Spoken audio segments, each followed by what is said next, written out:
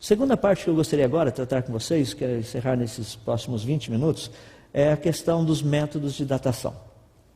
Dentro dos métodos de datação, o que os criacionistas têm trabalhado é uma proposta simples e básica, diz o seguinte, que os métodos de datação, eles estão baseados em pressuposições, o quê? Questionáveis, em escalas parciais. E idades medidas são relativas e não absolutas. O pessoal fala que tem uma idade absoluta. O que significa isso? Outra, datação com carbono 14 aponta para a formação do registro fóssil recente e simultaneamente.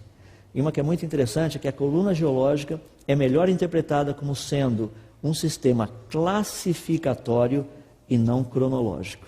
Então vejamos um pouquinho.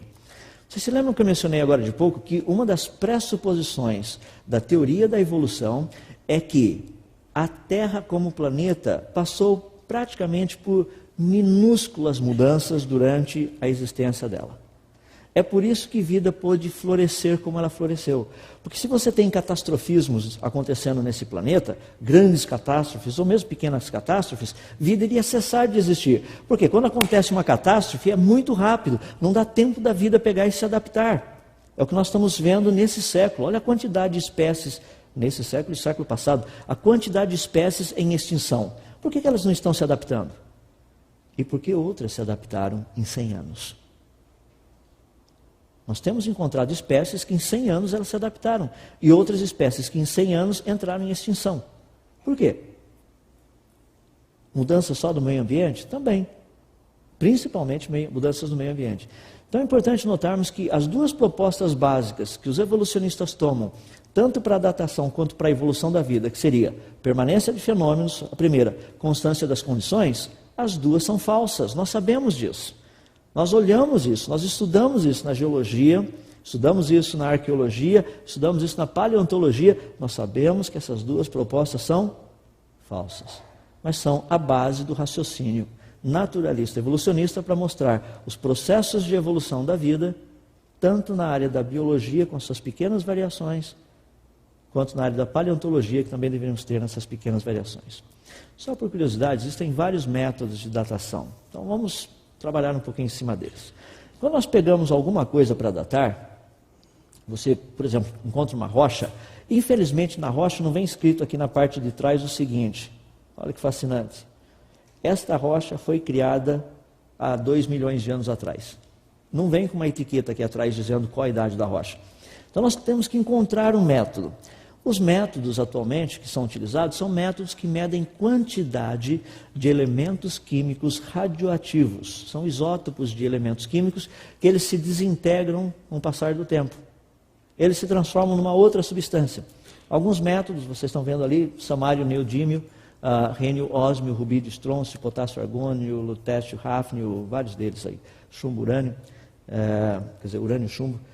Todos esses métodos têm uma característica muito interessante. Você mede proporções. Por exemplo, se você encontra uma rocha e você encontra essas proporções de urânio e chumbo, essas proporções equivaleriam a 100 milhões de anos geológicos. Se as proporções mudam, se você tem um pouquinho mais de chumbo, um pouco menos de urânio, daí já seria mais tempo. Por quê? À medida que o tempo vai passando, o urânio vai se desintegrando e formando chumbo. Então, chumbo é o resultado da desintegração do urânio. Então, quanto mais chumbo tiver, mais tempo teria passado. Então, você vai medindo essas proporções de urânio e chumbo numa rocha, até chegar a um ponto que você fala, essa aqui é a idade da rocha. Bom, isso é um negócio muito interessante. Deixa eu me dar uma ilustração para vocês. Qual a idade da Terra? Resposta, ninguém sabe. Você fala, não, mas já foi provado que a Terra tem 4,5, 4,6 bilhões de anos. O que nós sabemos é o seguinte, encontrar uma rocha tipo guinês, ela é muito similar, parecido com granito, encontraram nessa rocha uma quantidade de rubídio e estrôncio. Foi feita a medida da proporção dos dois, usando esses valores, chegou-se à conclusão de que essa rocha teria aparecido há 3 bilhões 750 milhões de anos atrás. Mas como que seria isso possível? Bom, lembra que a datação é questionável. Mas vamos supor que fosse verdadeira. Então está faltando ainda mais uns 800 milhões de anos. Daí tem uma outra teoria, Essa teoria diz o seguinte, que a Terra ela é resultante de um processo de colapso de um pouco de material do Sol, devido a uma estrela que deve ter passado aqui por perto, arrancou pedaços do Sol, esses pedaços começaram a literalmente a solidificar num processo de esfriamento com o passar do tempo, e isso teria demorado cerca de 800 milhões de anos. Bom, isso daqui, teórico, medimos e questionável. Isso é teórico, não foi medido e é questionável. Somando os dois, você tem a idade do planeta. Agora, como é que você pode pegar algo que foi medido, é questionável, pegar algo que não foi medido e é questionável e afirmar que o planeta tem 4,5 bilhões de anos? Isso não faz sentido, não cientificamente. Mas, como a teoria da evolução precisa de bilhões de anos, então estão aí os bilhões de anos. Nós pegamos alguns testes e fizemos algo muito interessante. Pegue a mesma rocha e faça testes diferentes para ver se a idade da rocha é a mesma. Aí tem uma rocha tipo basalto, foi retirado lá daquela região específica do cânion do Rio Colorado. Usando o método urânio-chumbo, essa rocha deu uma idade de 2 bilhões e 600 milhões de anos. Usando o método rubídio-estrôncio, essa rocha já deu uma idade de aproximadamente 1 bilhão 270 milhões de anos a 1 bilhão 390 milhões de anos. E usando o método potássio-argônio, a rocha deu uma idade de 10 mil a 117 milhões de anos. Pergunta, qual a idade da rocha? Qualquer coisa entre 10 mil e 2 bilhões e 600 milhões de anos, você está correto. Eu não tenho bem certeza, mas acho que o governo nosso usa método de datação para fazer algumas pesquisas deles de coisas que eles precisam, porque é tão grande o negócio que você fala, como é que pode isso? Olha uma outra questão muito curiosa. Lá no Havaí tem o vulcão Kilauea. Kilauea tem sido um vulcão muito estudado, ele é ativo, permanece ativo, então a gente estuda com uma certa frequência. Por exemplo, se você pegar a lava do vulcão, que está solidificada a mais ou menos 550 metros abaixo do nível do mar, a datação usando potássio argônio te dá uma idade de 220 mil anos. Se você pegar a lava que está solidificada a 1.400 metros de profundidade, a idade dessa lava já é de 6 milhões e 300 mil anos. Se você pegar a lava a 2.600 metros de profundidade, a idade dessa lava já é de 43 milhões de anos. Ou seja, 43 milhões de anos atrás, o Kilauea estava expelindo lava dele. Um negócio que nós sabemos que o vulcão Kilauea surgiu há 1000 anos atrás. Isso é um registro histórico. Então, se eu depender da data que me foi dada pelo método de datação, eu literalmente teria chegado à conclusão que esse vulcão tem uns 43 milhões de anos, quando na verdade ele tem apenas 1000 anos. Quando nós estudamos as datações feitas também, a confusão é generalizada. Você se lembra aquela ideia de que, segundo a teoria da evolução, as aves teriam evoluído dos répteis? Muito bom isso daí. O único problema é que você pega um fóssil de uma ave, no caso Caudipteryx, foi uma ave assim com as penas já perfeitamente desenhadas, iguaizinhas às que nós temos das aves de hoje, perfeita. É uma ave considerada moderna, dentro de todas as características que ela possui. Foi datado esse fóssil como tendo 125 milhões de anos. Bom, segundo os evolucionistas, os dinossauros estavam aqui há 200 milhões de anos, as aves há 125 milhões de anos, então as aves teriam evoluído dos dinossauros. O problema é que nós já encontramos fósseis de aves com asas e penas exatamente iguais às aves de hoje, e o fóssil foi datado como tendo 220 milhões de anos, pelo menos. Ou seja, aqui você tem os dinossauros com 200 milhões de anos. Antes dos dinossauros, você já tem ave com pena exatamente igual, ou iguais às penas das aves de hoje. Pergunta, vieram antes ou depois? Pela evidência, se você pegar só os métodos de datação, você não sabe. Então dizer que as aves vieram dos dinossauros, não existe evidência para isso. Nós temos fósseis de aves com penas exatamente iguais às penas de hoje, que antecedem, segundo a datação, o aparecimento dos dinossauros. Agora, eu fico impressionado porque já surgiram outras teorias agora, né? Disseram que as aves evoluíram dos peixes e que, no fundo, as pequenas escamas dos peixes se tornaram em penas. Dá pena uma teoria dessa. Se você puder estudar a codificação genética de uma escama e estudar a codificação genética de uma pena, seria mais ou menos como você ligar o seu computador e colocar um copo d'água em cima dele, porque no seu computador a única... Não vou fazer isso com o meu não, tá? Mas a única coisa, assim, imagina que o seu computador só tenha Microsoft Windows rodando e Microsoft Word. E você precisa desesperadamente de um programa chamado Adobe Photoshop. Então o que você faz? Liga o seu computador, coloca um copo d'água em cima, ora, reza, faça o que você quiser, para que aquele programa Word se transforme num Adobe Photoshop. Você vai falar, nossa, vai ter que mudar toda a codificação. É verdade, mas tudo é possível ao que crê. Isso serve na ciência, como também na religião. Existem outros métodos de datação. Não vou tratar deles, vou apenas mencionar que são os métodos que nós chamamos incrementais. Tem datação por varvitos, nós encontramos geralmente camadas muito fininhas, tá, de rochas, camadas assim, de mais ou menos 1 milímetro, que se estendem por centenas de metros. Isso aí geralmente são camadas formadas no fundo de lagos. Nós temos datação pelo magnetismo terrestre. Temos datação também pela dendrocronologia, que são os anéis de árvores, aminoácidos, ressonância de espinho eletrônico, datação por termoluminescência. Ou seja, tem uma quantidade muito grande dessas datações aí. Mas deixe-me tratar de uma delas apenas para terminarmos. Gostaria de tratar do carbono 14, porque esse é um dos mais mencionados. Então, o carbono 14 é um método muito interessante também o fato de que os evolucionistas estão querendo agora descartar o método de carbono 14. Vocês já vão poder ler por aí, pode procurar que tem gente dizendo que o método de carbono 14 não é mais um método confiável, não é um método válido e blá blá blá blá blá blá blá blá blá. Vejamos então como ele funciona. Ele foi descoberto, ou foi praticamente desenvolvido por William Lieb, mais ou menos nos anos 1955. Ele está baseado no carbono 14, é um dos isótopos de carbono.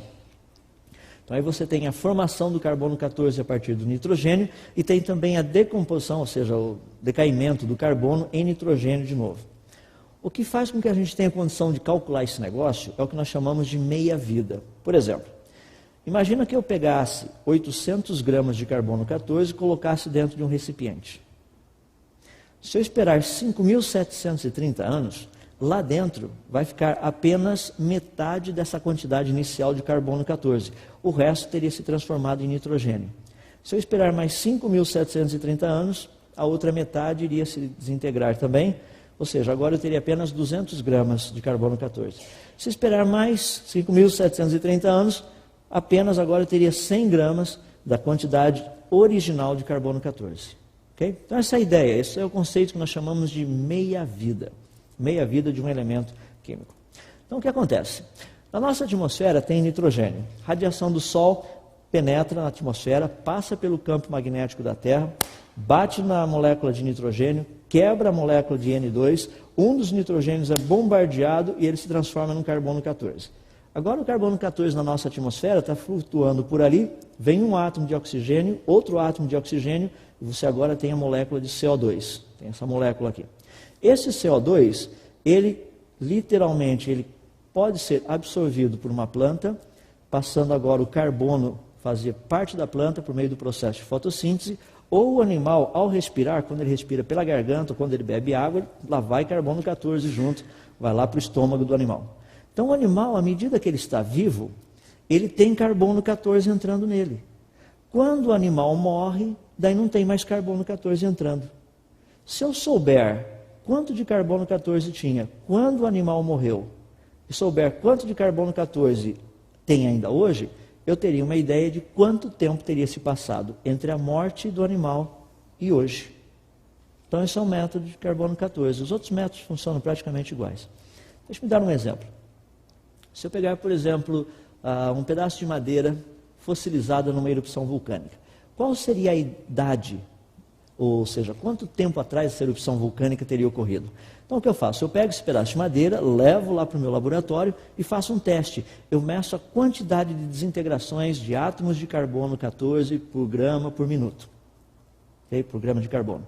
Então eu chego à conclusão, meço ali assim, deu 7 desintegrações, por exemplo. Daí eu pergunto, qual a quantidade, ou seja, qual o dado atual da desintegração de carbono? O dado atual é 15,3. Então, tá bom. Então, o que eu faço? Eu pego tudo isso aí, coloco nas equações, como vocês estão vendo, pego a minha calculadora, faço todos os cálculos direitinho, chego à conclusão de que essa erupção vulcânica teria ocorrido há 6.467 anos atrás. Ótimo. Mais ou menos 4.500 anos antes de Cristo. Alguma coisa estranha nesse cálculo? Então, deixe-me mostrar o que é estranho. Pergunta, quanto de carbono 14 tinha quando o animal morreu? Ninguém sabe. Eles usaram o dado de hoje, eles estão assumindo que durante esses 6.000 anos, praticamente, nada mudou. A quantidade de carbono 14 na nossa atmosfera continua exatamente igual. O que aconteceria se, por exemplo, a quantidade de carbono 14 fosse só de 20% a menos do que o índice de hoje? Daí, a data que nós temos, em vez de você ter essa data de 6.500 anos atrás, teria aproximadamente 4.500 anos atrás, 4.600 anos atrás. Ou seja, a diferença é de quase 2.000 anos. E à medida que você vai voltando mais no passado, a diferença fica cada vez maior. O problema é que nós não sabemos quanto daquele elemento havia quando a rocha foi formada, quando o fóssil foi formado. Como trabalhar essa questão? Bom, tem várias possibilidades. Por quê? O nosso problema é justamente de achar o valor, uma escala que seja confiável. Por exemplo, qual seria essa temperatura indicada? Temos 3 escalas.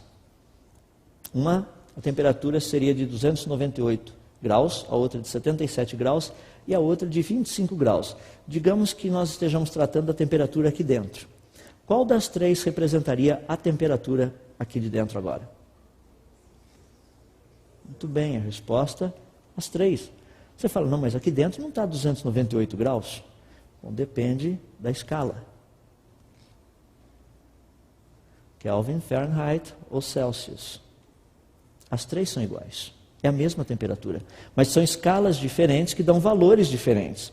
Nosso problema, então, é como que nós poderíamos trabalhar essa questão. Primeiro, vamos analisar um fato específico. Será que as condições permaneceram constantes o tempo todo? Ou seja, as condições iniciais, a quantidade de carbono 14, quando o fóssil foi formado, seria igual a de hoje? Segundo, essa taxa de desintegração é constante? Terceira, o sistema é aberto ou fechado? Ou seja, teve contaminação ou não? Então, só para ilustração, eu vou trabalhar apenas na primeira. A segunda nós sabemos que é constante, a terceira nós sabemos que é possível haver contaminação. Mas deixe-me falar um pouquinho da primeira. Atividade vulcânica altera a quantidade de carbono 14 na atmosfera. Nós sabemos disso. Ponto final. Revolução industrial. Os índices de carbono 14 na nossa atmosfera hoje são totalmente diferentes daquilo que eles eram há 200 anos atrás. Revolução industrial mudou totalmente. Atividade atômica no nosso planeta, nesse século, já fez tudo o que tinha para fazer para estragar as proporções. Sabemos que isso mudou, mas a pior de todas não é nenhuma dessas, porque isso aí é só desse século. A pior de todas está relacionada com o campo magnético da Terra, porque a radiação que vem do Sol, para passar e atingir a nossa atmosfera, primeiro precisa passar pelo campo magnético. Ela atravessa o campo magnético, daí atinge no caso, os nossos elementos químicos da atmosfera, no caso, nitrogênio, para ser mais específico, com carbono 14. Então, o que acontece? Se o campo magnético da Terra for muito intenso, essa radiação não vai entrar. Se ele não existir, passa direto. Um campo magnético muito intenso iria produzir pouco carbono 14. Um campo magnético muito fraco produziria mais carbono 14. Um campo magnético inexistente produziria toneladas de carbono 14. Pergunta, o campo magnético da Terra, a sua intensidade, é constante ou não? A resposta é não. O campo magnético da Terra tem uma meia-vida de aproximadamente 1.465 anos. Ou seja, ele perde metade da sua intensidade a cada 1.500 anos atrás. Se você voltar a 1.500 anos atrás, ele seria pelo menos o dobro de forte, de intenso daquilo que ele é hoje. O que isso significa? Que há 1.500 anos atrás, a quantidade de carbono 14 produzida na nossa atmosfera seria quase que a metade daquilo que a gente tem hoje. Daí a coisa começa a ficar meio interessante. Por quê? Se a quantidade de carbono 14 não é constante, então o que a gente faz com isso? Você tem que fazer algumas curvas para ajustar. Para daí você ter uma idade que seja uma idade real. O problema é que essas curvas de calibragem geralmente não são feitas. Vamos pegar um outro negócio aqui que eu acho que a gente vai resolver o problema então. As pessoas falam, mas então não tem como. Se você depende de uma curva de calibragem, eu falo, vamos fazer o seguinte, vamos deixar tudo isso de lado. Deixa eu pegar um processo que é mais simples. Só por curiosidade. Vamos ver a quantidade de carbono 14 que existe na nossa atmosfera. Hoje, para cada 1 trilhão de átomos de carbono, 1 é carbono 14. Então é uma parte por trilhão aproximadamente. Tá? A meia-vida do carbono 14 é muito pequena, 5.730 anos. O que isso significa? Que, dado esses valores, assumindo que a nossa atmosfera fosse constante, assumindo que o campo magnético da Terra fosse constante, que tudo isso fosse constante, qualquer coisa que tivesse mais do que 250 mil anos não teria mais nada de carbono 14 nele. Ótimo. Tem um outro negócio que é muito interessante. Quando nós medimos carbono 14, nós trabalhamos com o que nós chamamos de espectrometria de aceleração de massa. Então você mede proporções, carbono 14 e carbono 12. Os nossos espectrômetros, o melhor deles, tem uma capacidade de medir apenas 0,055 do percentual moderno de carbono de hoje. Só 0,055. Em outras palavras, se eu pegar uma rocha, está aqui a minha rocha, peguei lá a minha rocha, levo lá no meu espectrômetro, meço, essa rocha detecta, o espectrômetro detecta literalmente carbono 14. Então eu sei que tem pelo menos 0,055. Se tiver menos do que isso, o espectrômetro não vê. Mais do que isso, o espectrômetro consegue pegar. Agora, 0,055 significa o quê? Aproximadamente 62 mil anos. Agora a coisa fica mais interessante ainda. Por quê? Porque se você olhar um espectrômetro com aceleração de massa que consiga detectar carbono 14, ele pode detectar qualquer quantidade de carbono em rochas de até 62 mil anos. Acima de 62 mil anos, o espectrômetro não vai enxergar absolutamente nada de carbono 14. Vamos fazer uma prova. Isso aí já foi feito, só vou passar os resultados agora. Pegaram rochas do período pré-cambriano, rochas que foram datadas com mais de 600 milhões de anos. Bom, rocha com mais de 600 milhões de anos não é para ter nada de carbono 14 detectável. Sem dúvida. Se a datação está correta, 600 milhões de anos, não teria nada de carbono 14 detectável. Mas tem. E ele é detectável e ele é real. E não é contaminação. Essas rochas que foram datadas como tendo 600 milhões de anos, elas não podem ter mais do que 61 mil anos, no máximo. Pegaram fósseis do período fanerozoico, que iam de mais ou menos 40 milhões de anos atrás a 350 milhões de anos atrás. Todos esses fósseis foram datados por esses métodos específicos de datação sem nenhum problema. Colocamos nos espectrômetros de aceleração de massa procurando por carbono 14. Todos os fósseis tinham carbono 14. E a quantidade de carbono 14 é tão pequena, assim, a diferença de quantidade é tão pequena, que mostram que esses fósseis, eles não morreram ao longo da história, eles morreram e devem ter morrido em um único evento da história. As pessoas falam assim, mas como é que pode? Esses fósseis foram datados como tendo de 40 milhões a 350 milhões de anos atrás. Eles não poderiam ter mais do que 63 mil anos, ultrapassando o limite máximo dos espectrômetros. As pessoas falam, não. Teve contaminação isso aí só pode ser contaminação. Não é. Diamantes que foram encontrados em rochas do período pré-cambriano. Diamante não tem contaminação. O diamante mais antigo deu 58 mil anos.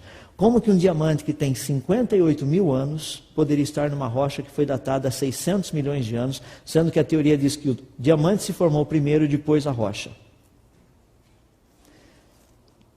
Dá para entender por que porque o carbono 14 é um método que está sendo considerado agora altamente questionável? Qual a pressuposição? Nenhuma. Agora nós paramos de usar pressuposições. Se tem carbono 14 detectável, a gente sabe que a idade não pode ser mais do que isso. Se não tem carbono 14, daí a história é outra. Mas se tem carbono 14 detectável, é.